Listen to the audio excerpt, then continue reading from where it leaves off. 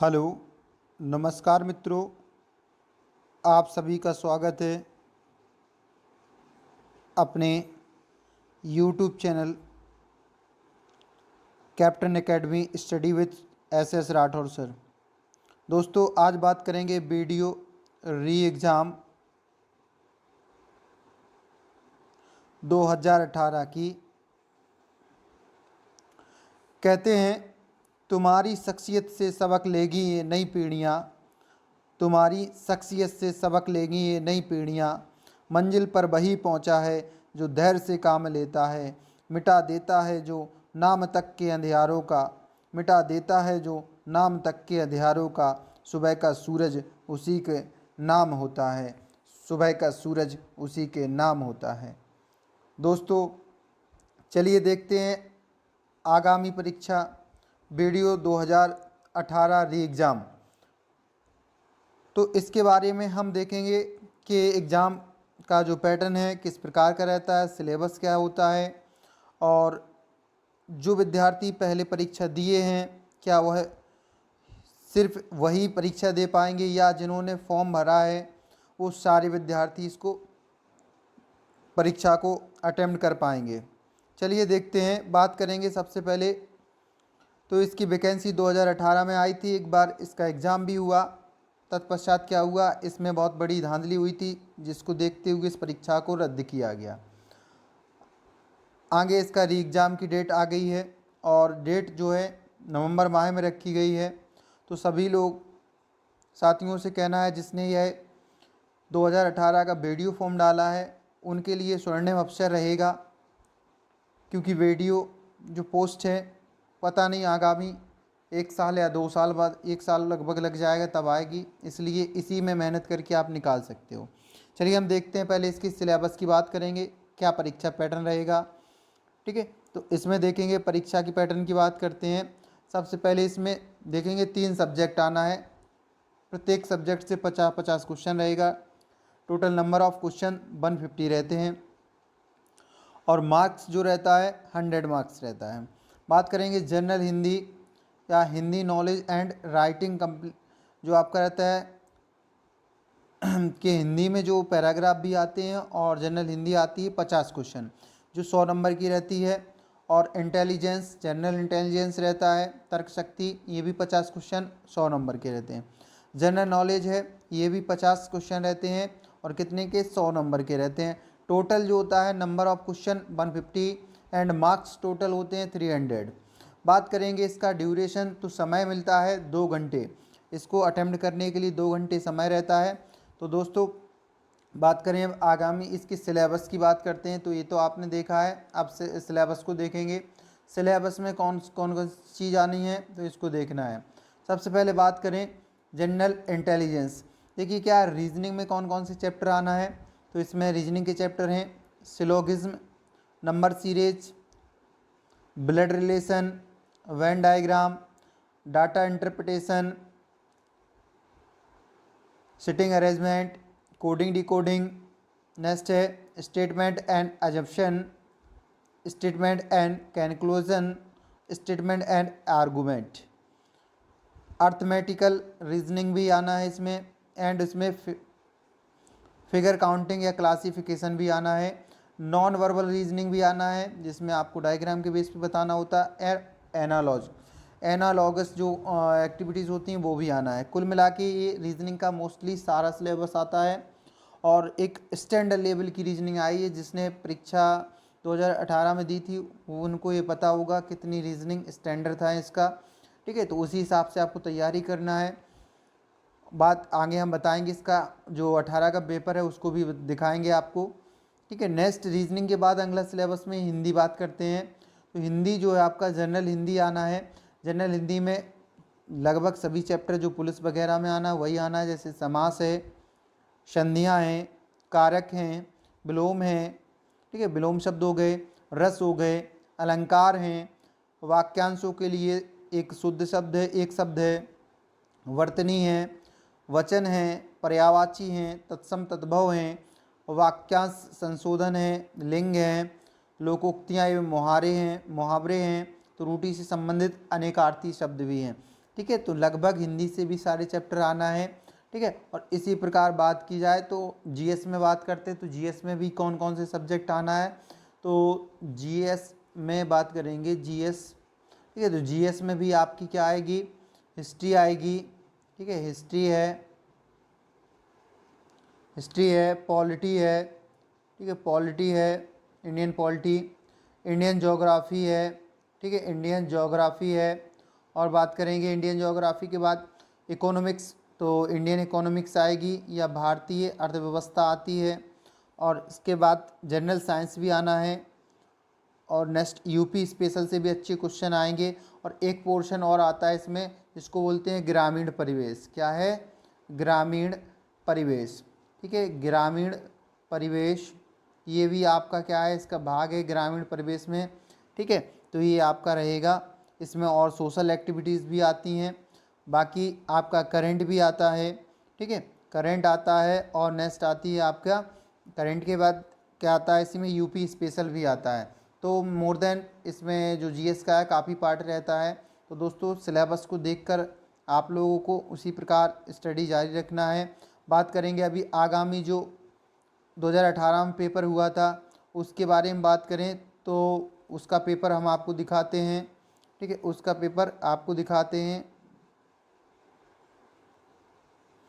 देखिए ये आपका 2018 का पेपर है, 22/12/2018 को हुआ था, 22 दिसंबर 2018 को Uttar Pradesh subordinate service selection commission द्वारा ग्राम विकास अधिकारी की जो 2018 का परीक्षा थी उसी का है, ठीक है। इसमें देखिए हिंदी में बात करें तो हिंदी परिज्ञान एवं लेखन योग्यता आई थी, जिसमें से आपको ये एक आपका पैरा दिया जाता है, उसी से आंसर मिला है, ठीक है। तो काफ़ी स्टैंडर्ड क्वेश्चन बने थे इसमें, जैसे उपर्युक्त तो पैरा पढ़ना, इसके बाद में किससे रहित राज्य किस काम का है, मतलब जो है, तो इसमें इसी के अनुसार आंसर देना है, निकाला भी गया है। जगत का अर्थ क्या होता है, तो इसी पैरा से पूछा गया है, जिसमें संसार बताया गया। निष्फल का आशय क्या है, जो व्यर्थ की चीज़ें हों या जिसका कोई फल ना हो। सुख के खेतों को हरा भरा और प्रफुल्लित करने का अर्थ क्या होता है, ठीक है, जीवन को सुखमय बनाना, ठीक है। इसी प्रकार आपको देखना है निम्न दीर्घ स्वर कौन सा है। भाई इसमें वर्णमाला से काफ़ी क्वेश्चन आते हैं, लगभग 5 से 7 क्वेश्चन आ जाते हैं वर्णमाला से। जैसे दीर्घ स्वर क्या है, तो इसमें बड़ी, ठीक है, बड़ा और बड़ऊ जी दीर्घ स्वर होते हैं, वही बताए गए हैं।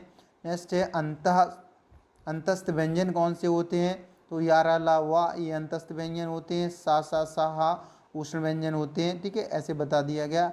अल्पप्राण व्यंजन कौन कौन से होते हैं, ठीक है, वो बताए गए हैं आपके, ठीक है। घोष क्या होते हैं, घोषों के बारे में बताया है, ठीक है। तो घोष भी आना है, घोष अघोष अल्पप्राण महाप्राण ये सब आना है।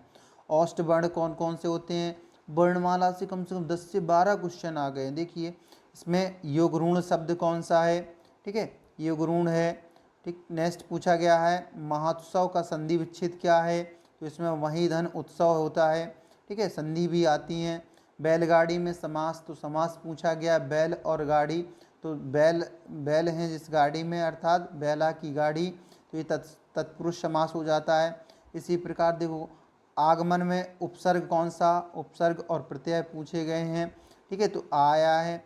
इसके बाद देखो यहाँ पर आपका नेक्स्ट और क्वेश्चन पूछा गया कौन सा तत्सम है, ठीक है, तत्सम तद्भव आते हैं, ये भी पूछा गया है तत्सम कौन सा है इसमें, तो इसमें क्षेत्र जो होता है तत्सम है, ठीक है। तद्भव पूछा गया है, तो तद्भव देखना आपका जीव है, इसको तद्भव बोलते हैं।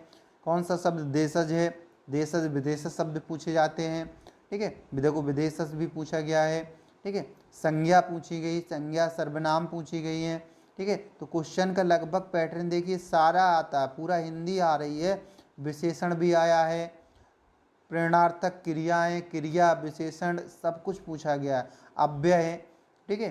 पक्षी का पर्यायवाची विलोम एक आपका है, ठीक है, विलोम भी पूछे गए, पर्यायवाची जटिल का पूछा गया है, सरल होता पक्षी का क्या होता है, विहग होता है पर्यायवाची।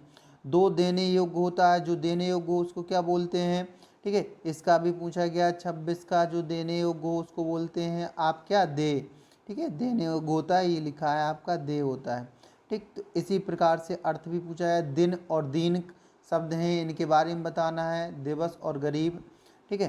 कौन सा शब्द अनेकार्थक शब्द हैं, ठीक है। वर्तनी की दृष्टि से शुद्ध, तो वर्तनी शुद्धि भी पूछी जाती है। वर्तनी की दृष्टि से अशुद्ध कौन सा है, ये भी देखिए उसी से पूछा गया है।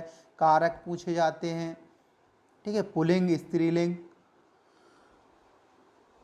ठीक है, अर्थात लिंग पूछे जाते हैं। किसका प्रयोग बहुवचन में किया गया है, वचन भी आते हैं।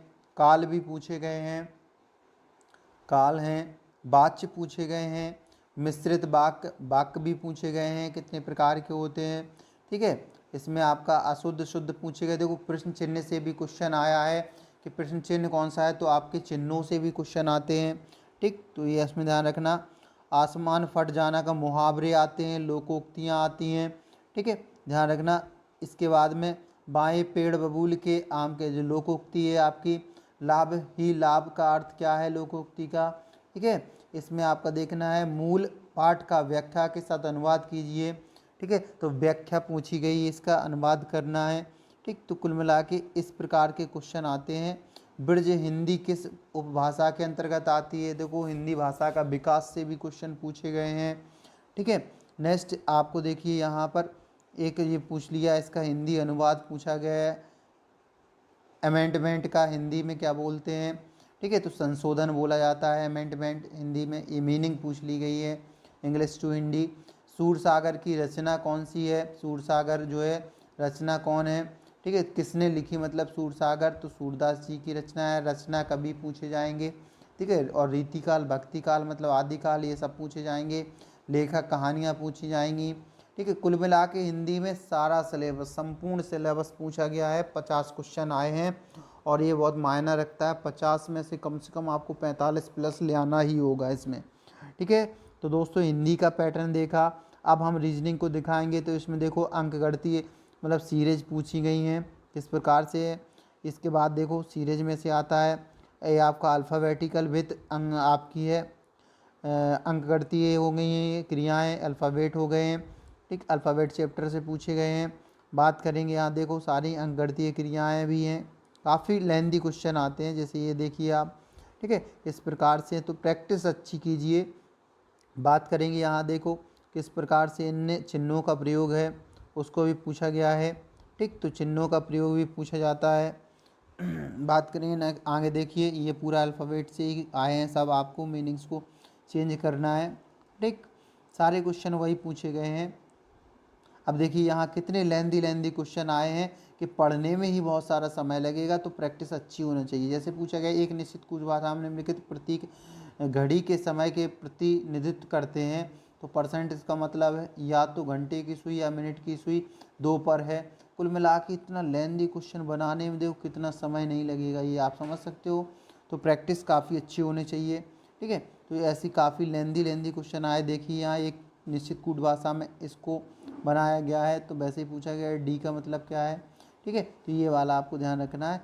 इसी प्रकार से काफ़ी रीजनिंग काफ़ी टफ आई थी वीडियो 2018 में, तो हो सकता है इसी प्रकार किया है। दी गई जानकारी के ध्यानपूर्वक अध्ययन करके निम्न प्रश्नों के उत्तर दो। M+L का अर्थ है L M का बेटा है।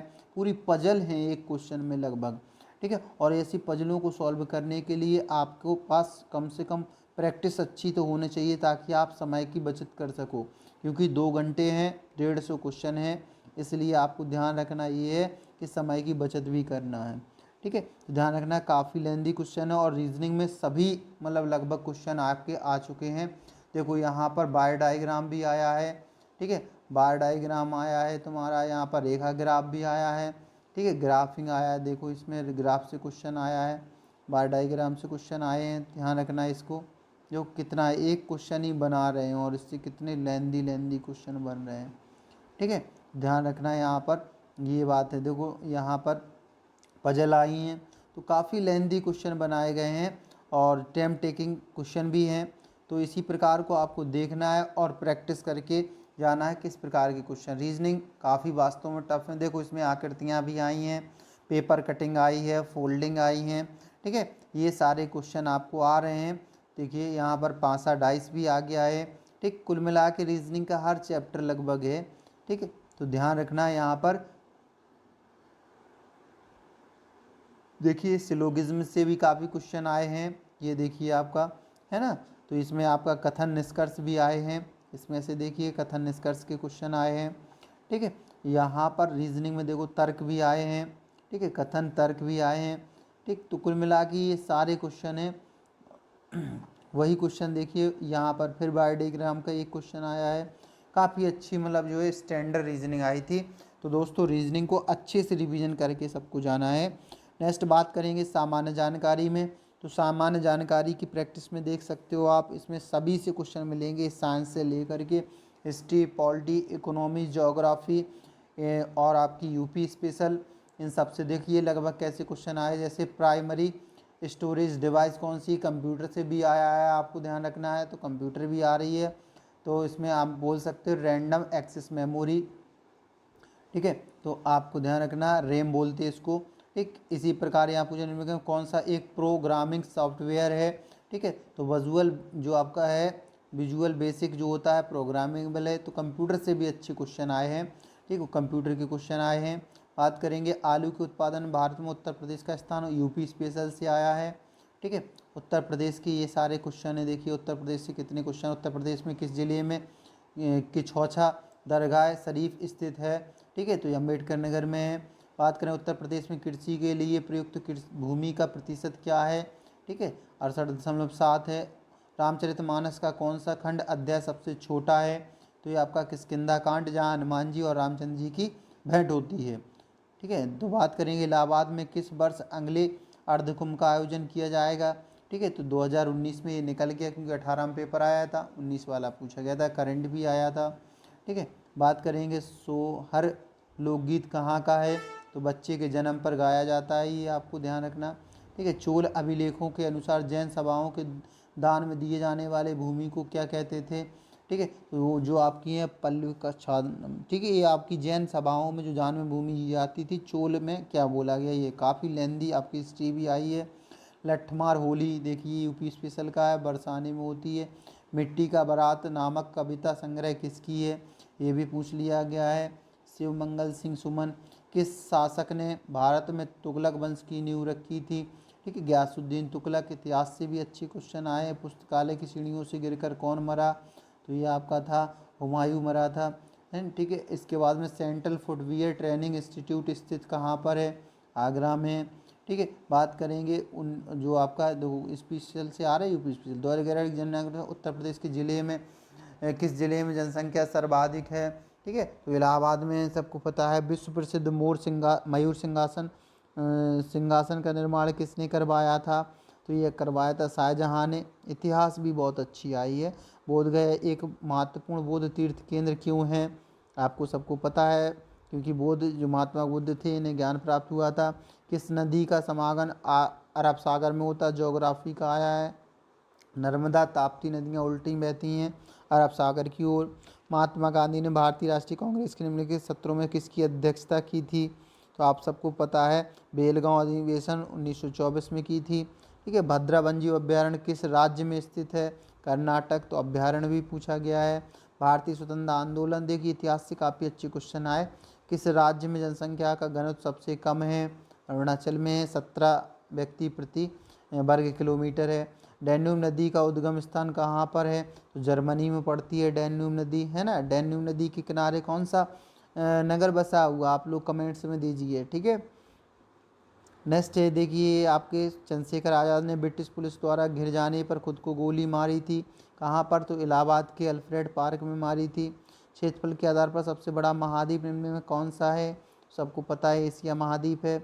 रामनाथ कोविंद भारत के कैवे नंबर के थे, ये पहले पूछा गया, 14वें के थे। आपको पता 15वें नंबर की कौन, द्रौपदी मुर्मू जी बन गई हैं, ये पहली आदिवासी महिला हैं, जबकि महिला समूह में देखा जाए तो ये दूसरे नंबर की हैं, इससे पहले प्रतिमा पाटिल जी बनी हैं, ठीक है। भारतीय संविधान से अच्छे क्वेश्चन आए थे पंचायतों के बारे में, ठीक है। चमेरा बांध किस नदी पर बनाया गया है, ठीक है, रावी बांध आपका ज्योग्राफी का है। गैलीरेस ज्वालामुखी देखिए ज्वालामुखी आया, ठीक है। भारत के संविधान के अनुसार राष्ट्रपति के बाद अध्यादेश जारी करता है, तो 1, 2, 3 के अनुसार 123, ठीक है। थोसेधर वाटरफॉल किस राज्य में स्थित है, महाराष्ट्र में। राज्यसभा की मनोनीत सदस्यों की संख्या 12 होती है। पृथ्वी के उत्तरी गोलार्ध में रहने वाली कुल मानव आबादी का अनुपात प्रतिशत कितना है, ठीक है, उत्तरी गोलार्ध में। तो ज़्यादातर सारी आबादी कहाँ रहती है? उत्तरी गोलार्ध में रहती है। तो इसका आंसर क्या बन जाएगा आपका? लगभग 90%। ठीक है, सबसे ज़्यादा 90% रहती है। इस प्रकार से देखिए काफ़ी अच्छे हैं विधानसभा से, मतलब जो है विश्व बाघ दिवस, देखो एक डे पूछा गया है तो 29 जुलाई को होता है। ठीक है, तो कुल मिला के हर बार से क्वेश्चन बना है, आपको यही स्टैंडर्ड मेंटेन करना है और ध्यान रखना। देखो यहाँ नाबार्ड के बारे में पूछा गया है ना, ये पूछा हरित सरकार द्वारा। देखो इकोनॉमिक्स से क्वेश्चन आए, तेलंगाना पुलिस से, करंट से भी आए हैं। जो करंट से किसको राज्यपाल बनाया गया? नाबार्ड का विस्तृत रूप क्या है आपका? National bank for agriculture and rural development. ठीक है, ये आपका है। सबसे ज़्यादा ग्रामीण क्षेत्र में जो है ऋण देती है नाबार्ड। तो कुल मिला के काफ़ी अच्छे क्वेश्चन आए हैं। यहाँ देख सकते हैं 2017-18 के दौरान निम्नलिखित में कौन सा देश दुनिया का सबसे बड़ा दूध उत्पादक देश है? तो भारत है। सबसे ज़्यादा जानवर भी भारत में है दूध। ठीक है, तो कुल मिला के ये स्टैंडर्ड है। यही स्टैंडर्ड अगर आप मेंटेन करते हो तो आपका वीडियो जो है आपके मुट्ठी में रहेगा। और इसका बहुत ही जल्द आपको पता है एडमिट कार्ड जारी होने वाले हैं दोस्तों। तो ध्यान रखना, जो व्यक्ति ने 2018 में ये फॉर्म डाला है वो सब लोग कमर कस के तैयार हो जाएं और इस बार लक्ष्य को पाना ही है, क्योंकि इस बार आप कैंसिल नहीं होगा चाहे कुछ भी हो जाए। जिसके नंबर अच्छे आएंगे वो सिलेक्शन ले जाएगा और वीडियो की पोस्ट आपकी होगी। थैंक यू दोस्तों।